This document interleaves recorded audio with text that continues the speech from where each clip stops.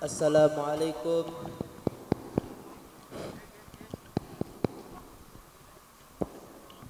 Assalamualaikum warahmatullahi ta'ala wabarakatuh.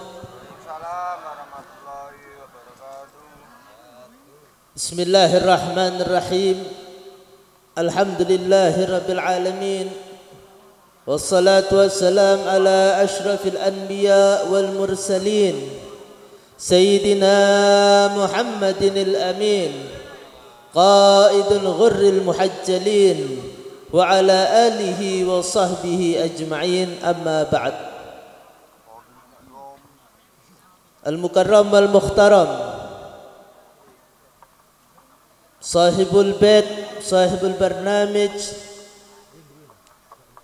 al-ustad Kiai Kamali wa sayyiduna al-habib Idrus As-Segaf, dan juga para ustadz, para kiai, para tokoh agama, serta para tokoh masyarakat yang tidak bisa saya sebutkan satu persatu tanpa mengurangi rasa hormat saya kepada mereka semua. Alhamdulillah, puja puji dan syukur kita hadirat Allah Subhanahu wa taala kita ungkapkan dengan serangkaian membacakan kalimatul hamdalah, melaksanakan perintah Allah, menjauhi larangan-larangan Nabi daripada Allah Subhanahu wa taala. Salawat serta salam kita haturkan kepada junjungan Nabi kita Muhammad sallallahu alaihi wasallam, yang mana dengan Nabi Muhammad kita tahu apa itu Allah Subhanahu wa taala, yang mana dengan Nabi Muhammad kita mendapatkan jalan yang terang menuju jalan ridhonya Allah Subhanahu wa taala. Alhamdulillah, di malam hari yang cerah ini kita semua dikumpulkan oleh Allah di dalam satu acara, di dalam sebuah peringatan, yaitu haflah akhirus sanah, yaitu sebuah peringatan atau event tahunan yang diselenggarakan oleh TPQ apa ini namanya? Pondok Pesantren Al-Ulumuddin. Alhamdulillah, ini sebuah rangkaian syukur atas kehadirat nikmatnya Allah Subhanahu wa taala.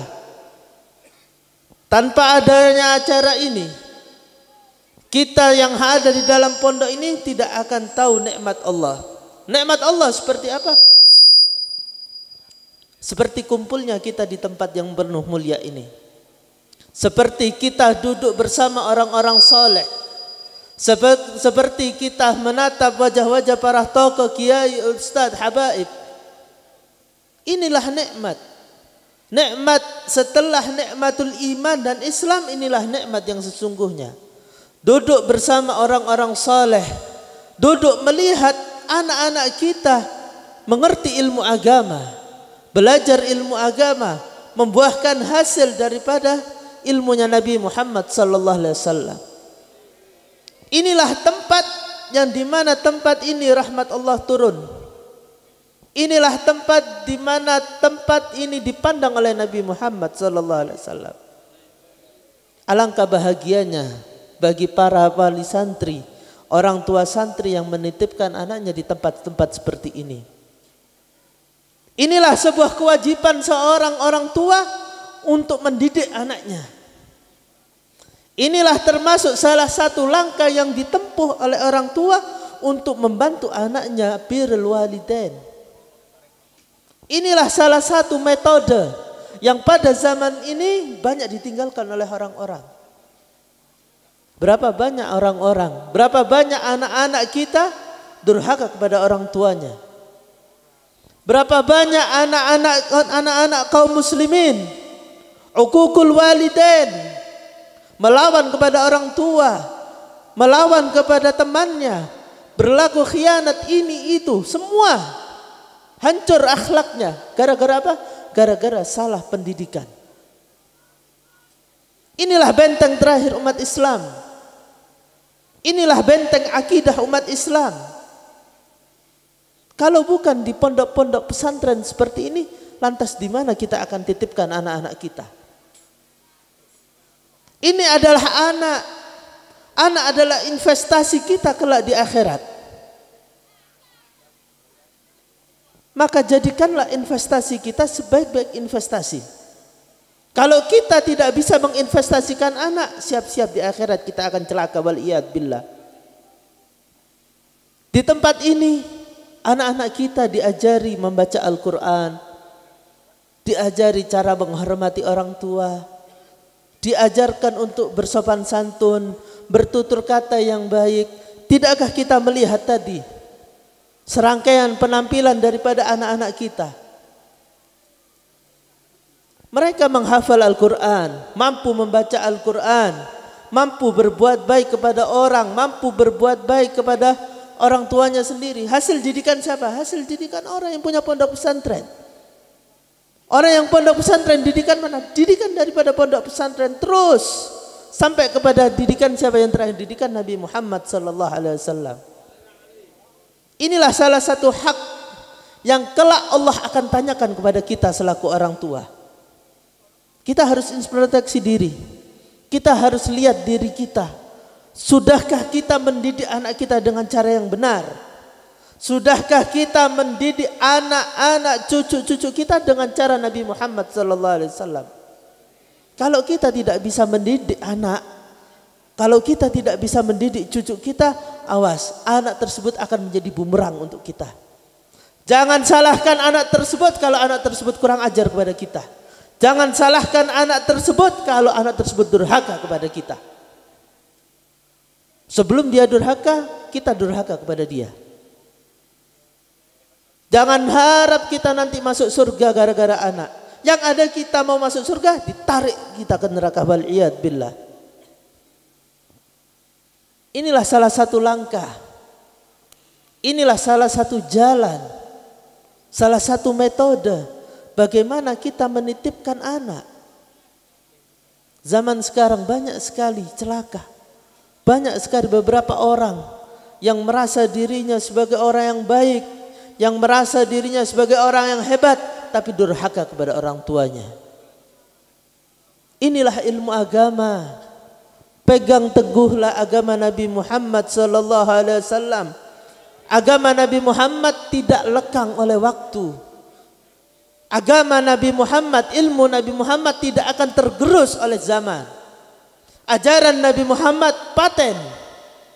Dari mulai diutusnya Nabi Muhammad sampai bumi ini akan digulung oleh Allah Subhanahu wa taala. Tidak akan berubah. Ini agama terus akan berjaya. Didiklah anak kita selagi masih kecil untuk menuntut ilmu baginda Nabi Muhammad sallallahu alaihi wasallam. Untuk tahu siapa Nabi Muhammad, siapa Allah Subhanahu wa taala. Bagaimana sifat wajibnya, sifat mustahilnya, bagaimana berwudu, salat, membaca Al-Qur'an. Kelak kalau dia sudah besar terserah dia. Entah dia mau melanjutkan menjadi dokter, mau menjadi militer, mau menjadi bisnismen, terserah dia. Yang penting modal utama adalah kunci agama. Modal utamanya adalah ilmu agama. Berapa banyak orang-orang Islam tempo dulu sukses dalam ilmu dunianya. Kalau kita tahu Ibnu Sina yang terkenal dengan ilmu kedokterannya, kalau kita tahu bahwasannya siapa yang mencetuskan rumus matematika yang pertama kali, pasti orang akan jawab bahwasannya dia adalah seorang Muslim. Berapa banyak ilmuwan Muslim yang sengaja ditutupi identitasnya oleh orang-orang Barat. Seandainya mereka hidup, kita tanya apakah mereka menghafal Al-Quran? Tentunya mereka akan hafal Al-Quran. Dari mana ilmu itu diambil? Dari mana ilmu-ilmu itu mereka pelajari? Di dalam Al-Quran banyak sekali sains. Di dalam Al-Quran banyak sekali ilmu pengobatan. Di dalam Al-Quran banyak sekali ilmu dagang.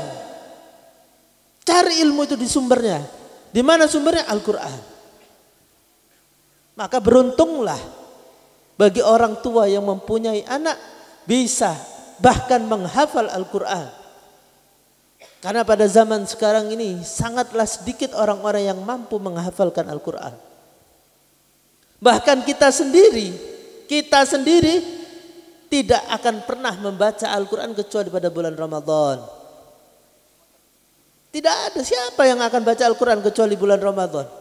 Alhamdulillah masih diberi kesempatan untuk membaca Al-Quran.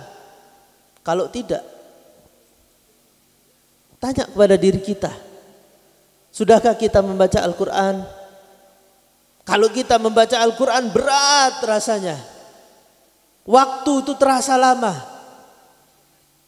Satu kebet, satu baris dari atas ke bawah rasanya tidak sampai. Jam serasa tidak berputar ketika kita membaca Al-Quran. Itulah bukti nyata bahwasannya setan tidak menginginkan umat Nabi Muhammad SAW untuk berbuat baik. Kalau kau ingin waktumu diberkahi, kalau kita ingin umur kita selalu menjadi barokah, panjang, gunakan untuk kebaikan. Kalau tidak percaya, buktikan. Berapa lama kita melakukan ibadah? Salat, pilih imam yang paling cepat. Apalagi tarawih. Sebentar lagi memasuki bulan puasa. Cari masjid yang imamnya paling cepat. Bacaannya Allahu Akbar, Allahu Akbar. Ini salat. Ini ibadah kepada Allah. Cari yang ekspres. Tapi kalau hajatan, cari yang paling lama. Kalau ada acara-acara yang bisa melalaikan kita kepada Allah, cari sejam 2 jam lebih. Tapi kalau tarawih, cari yang ekspres. Giliran masuk surga, mau yang pertama. Inilah kita. Selalu dihantui oleh perasaan-perasaan seperti itu. Sebaiknya kita introspeksi diri. Kita lihat anak-anak kita belajar di pesantren, menghafalkan Al-Quran. Tanpa kita suruh pun dia akan membaca Al-Quran itu dengan sendirinya. Karena apa? Karena terbiasa. Tidakkah kita malu kepada mereka yang masih kecil? Tidakkah kita malu kepada mereka yang masih berumur jagung? Bisa mendekatkan diri kepada Allah Subhanahu wa ta'ala. Jangan kita bangga punya anak saya ini, anak saya ini. Tidak. Jadikan mereka acuan kepada kita untuk kita giat beribadah kepada Allah Subhanahu wa ta'ala. Tentunya sangat beruntung sekali orang-orang yang mempunyai anak seperti itu. Jangan jadikan anak-anak kita sebagai anak-anak yang durhaka.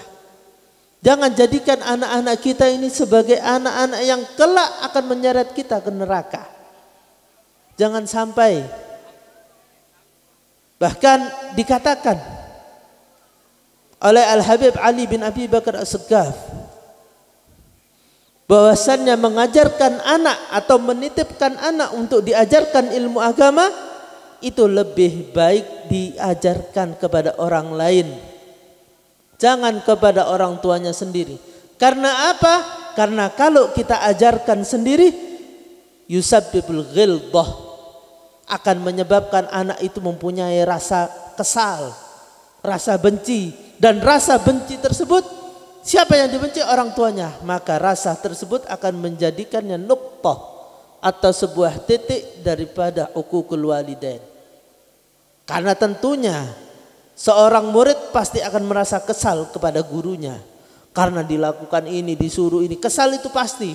Karena ini termasuk dari salah satu langkah untuk mujahadah. Tapi alangkah baiknya kalau yang menjadi guru tersebut orang lain, bukan orang tuanya. Karena apa? Karena si anak tersebut tidak akan memiliki rasa ghilbah tersebut kepada orang tuanya. Dan inilah yang dibentuk.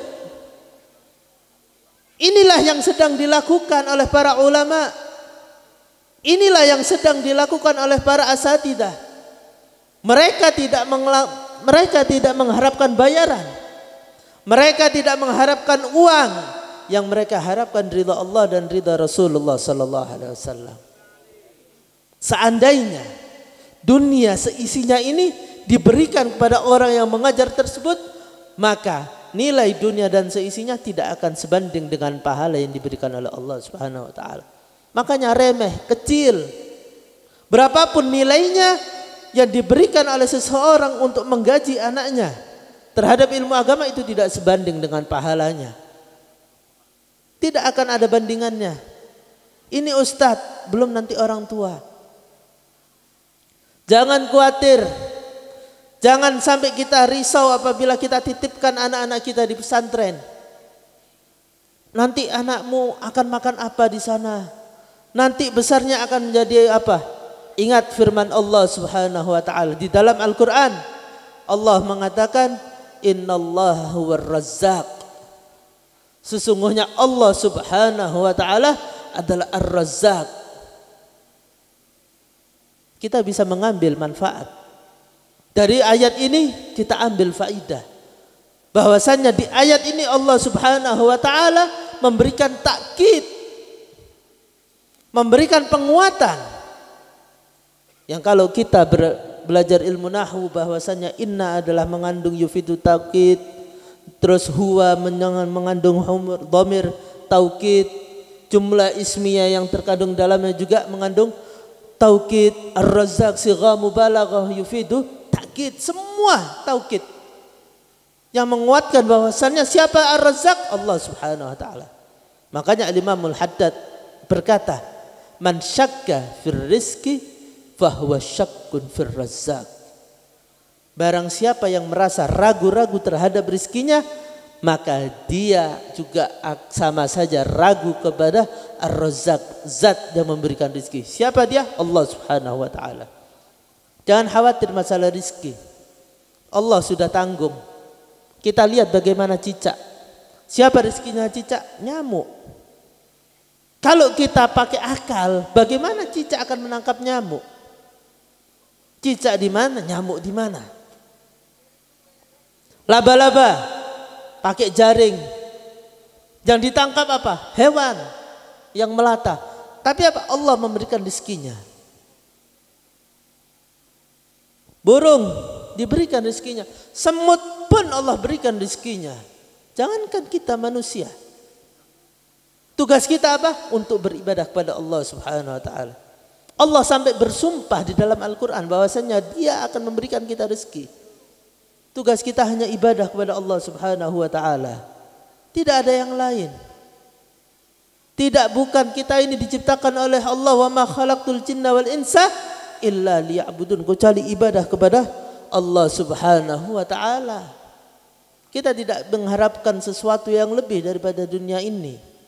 Kalau kita diberikan sesuatu yang lebih, berarti itu fadl daripada Allah Subhanahu wa taala. Kalau kita diberikan fadl oleh Allah, ingat itu titipan. Tidakkah kita ingat bahwasannya di akhir surat Al-Kautsar, "Tsumma latus'alunna yauma idin 'anin na'im." Kelak kau akan ditanya oleh Allah Subhanahu wa taala atas segala nikmat yang telah kau beri. Hisab. Ad-dunya halaluha hisab wa haramuhal adab. Dunia halalnya saja dihisab, apalagi haram. Makanya jangan sampai hanya gara-gara omongan orang, hanya gara-gara selentingan gosip bahwasannya pesantren itu tidak menjamin kehidupan masa depan anak-anak kita, maka Anda cabut anak Anda dari pesantren. Anda kuliahkan. Anda masukkan sekolah-sekolah yang tidak bertanggung jawab. Anda kumpulkan mereka dengan teman-teman yang bejat, teman-teman yang nakal. Kelak kalau anak tersebut berbuat durhaka, jangan salahkan anak tersebut, salahkan diri Anda. Kenapa Anda terpengaruh dengan omongan orang? Kenapa Anda terpengaruh dengan tipu daya syaitan? Ingat, setan itu mengelabui Bani Adam dari segala aspek penjuru yang ada. Dari depan, belakang, kanan, kiri, atas, bawah, terus dibisikin. Keluarkan anakmu dari pesantren, keluarkan, tidak ada masa depan yang cerah. Itu terus digaungkan. Bahkan didukung oleh sebagian orang-orang yang mengatakan bahwasannya pesantren adalah sarang teroris. Waliyad billah. Siapa yang mengatakan demikian? Mereka itu orang-orang bodoh. Jangan dengarkan omongan mereka. Tetaplah berpegang teguhlah kepada Allah, berpegang teguhlah kepada Rasulullah sallallahu alaihi wasallam. Kalau kita zaman sekarang diomongin seperti itu sudah marah, bagaimana dengan Nabi Muhammad sallallahu alaihi wasallam? Hijrah Nabi Muhammad ke Taif dilempar batu. Hijrah Nabi Muhammad ke Taif dibilang orang gila. Nabi Muhammad ditantang membelah bulan, itu bulan dibelah dikatakan penyihir. Itu Nabi Muhammad, tidak luput dari cacian, makian orang, apalagi kita. Siapa kita? Tidak mau lepas dari cacian. Ingat, manusia tidak akan lepas dari 3 hal. Yang pertama, cacian dan makian orang. Yang kedua, kesengsaraan. Semua orang pasti akan merasakan kesengsaraan. Yang ketiga adalah kematian. Semua orang pasti akan merasakan yang namanya kematian. Kalau kita berbicara sengsara, kita lebih pilih sengsara di dunia atau sengsara di akhirat? Sengsara di dunia ada batasnya.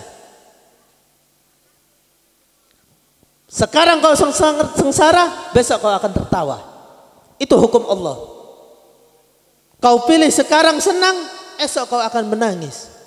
Karena Allah tidak akan menggabungkan 2 kesengsaraan dan 2 kebahagiaan sekaligus. Kalau kita umat muslim pilih sengsara, ayo kita sengsara di dunia.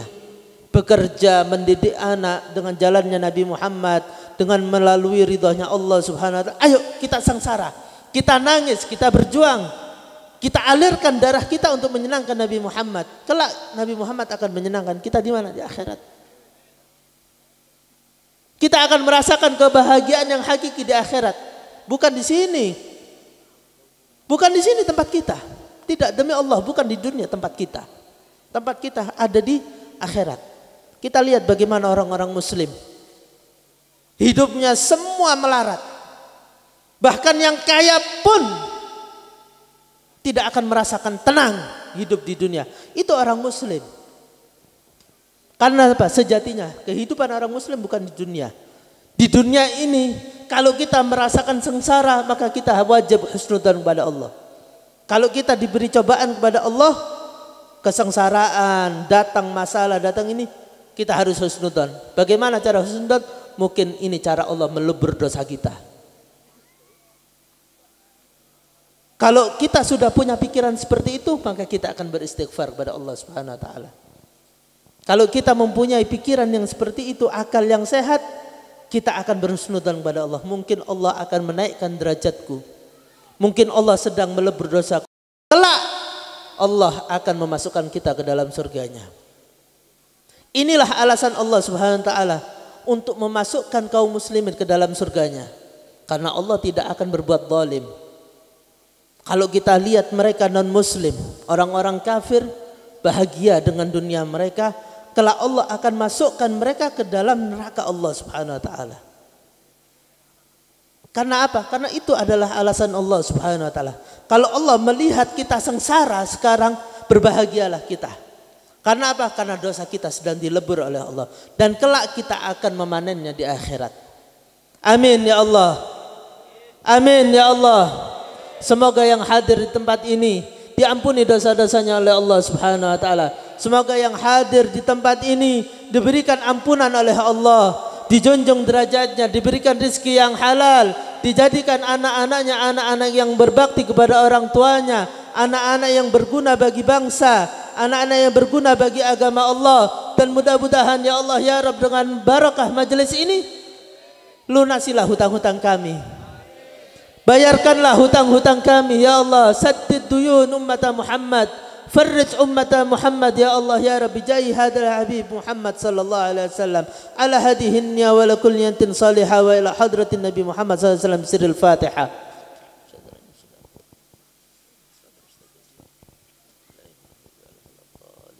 Mungkin hanya ini saja yang bisa Al-Faqir sampaikan, kurang lebihnya Al-Faqir mohon maaf karena keterbatasan waktu. Wabillahi taufiq wal hidayah. Wassalamualaikum warahmatullahi taala wabarakatuh.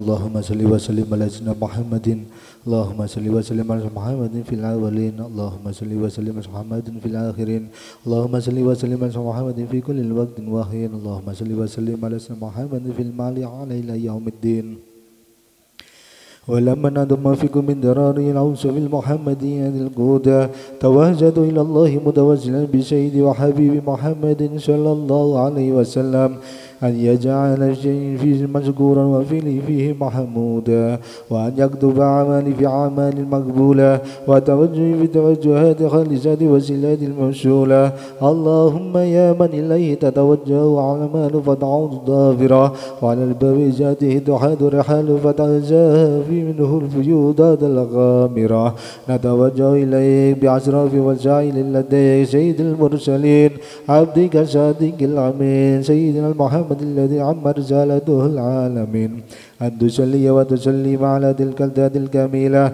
مستودع أمانتك وحافظ سرك وحامل رعايات دعواتك الساملة الأب الأكبر المحب لك والمخزن بشرف الأفكار في كل المواد من مواد القرب ومدهار امدادك في عبادك وزكك عن إرشادك لأهل الوداد سيد القونين وأسرف الشغلين العبد المحبوب الخالص الموز منك بعيال الخصائص اللهم صل وسلم عليه وعلى آله وأصحابه وأهل قدرة اقترابه من أحبابه اللهم إنا نقدم إليك جهد النبي الكريم ونتوسل إليك بصراف مقامه العظيم أنت الأخذنا في حركاتنا وسكناتنا بعيننا يدك وأنت فضلنا بجميع أدوارنا وتقلباتنا بجميل رعايتك وحسن وقايتك وأن تبلغنا من شرف القرب إليك وإلى هذا الحبيب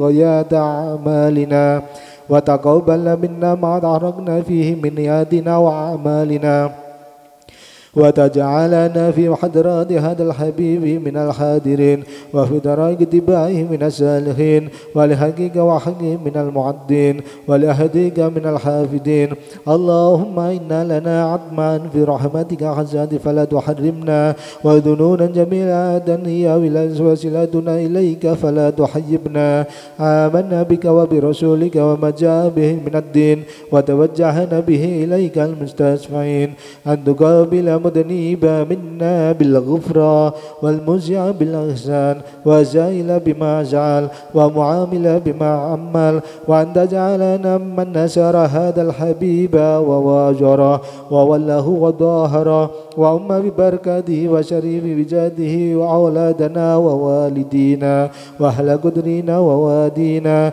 وجميع المسلمين والمسلمات والمؤمنين والمؤمنات في الجميع جهات وأدم رايات القويم في جميع أقدار منشورة ومعلم الإسلام وإيمان بأهلها معمورة معنا وشورا واغزي القربات المقروبين واقض الدين المادنين واغفر للمذنبين وتقبل توبة التائبين وانشر رحمتك على عبادك المؤمنين أجمعين واغفر شر المعتدين والظالمين وابسط العدل في بلاد الحق في جميع نواحي والأقدار وأيدهم بتأييد من عندك ونصر على معاندين من المنافقين والكفار واجعلنا يا ربي في الحزن حل من جميع البلايا وجعلنا يا ربي في الخزن أحل من جميع البلايا وجعلنا يا ربي في الخزن أحل من جميع البلايا وفي خرج مكين من الذنوب والخطايا وأدمنا في عمل بطاعتك وصدق في خدمتك قائمين وإذا توفيتنا فتوفنا مسلمين مؤمنين واختم لنا منك بخير الأجمعين وصل وسلم على هذا الحبيب المحبوب لأجسام والأرواح والقلوب وعلى آله وأصحابه ومن إليه منسوب وآخر دعوانا أن الحمد لله رب العالمين. بسم الفاتحة.